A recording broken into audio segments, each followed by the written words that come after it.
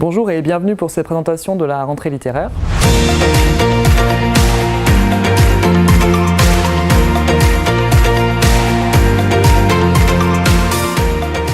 J'ai choisi de vous présenter La femme intérieure d'Hélène Phillips aux éditions Le Cherche-Midi. C'est un roman qui se lit vraiment à perdre haleine. D'habitude on dit ça des thrillers, là il n'y a pas de prise d'otage, pas de meurtrier, mais une urgence, une tension qui sont vraiment palpables dès le début du roman.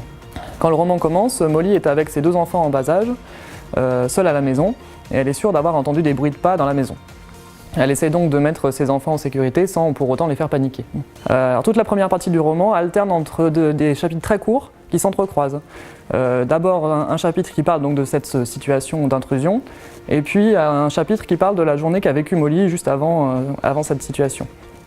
Et en fait, cette alternance nous fait vite comprendre que c'est un ensemble de facteurs assez imbriqués qui mènent à une situation pour le moins problématique. Sur la quatrième de couverture, en fait, c'est déjà indiqué, donc je peux vous le dire. L'intrus, c'est en fait Molly, une autre Molly qui vient d'un univers parallèle où ses enfants sont morts.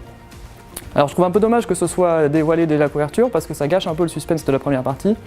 Mais je pense que l'éditeur a voulu plutôt insister sur l'aspect psychologique du roman, sur vraiment la dualité de la mère face à ses enfants, que tout parent peut comprendre. Il y a des moments où on les aime, des moments où on les déteste, et des fois à quelques secondes d'intervalle en fait. Du coup, toute l'intrigue du roman repose sur cette dualité et c'est vraiment très glaçant, prenant. Le style n'est pas forcément très recherché, mais c'est vraiment la construction du roman qui fait son rythme et qui fait qu'on ne peut pas le lâcher. Alors mon plus grand regret quand même sur ce roman, c'est que j'ai pas compris la fin. Ça se termine pas ou je sais pas, j'ai pas compris.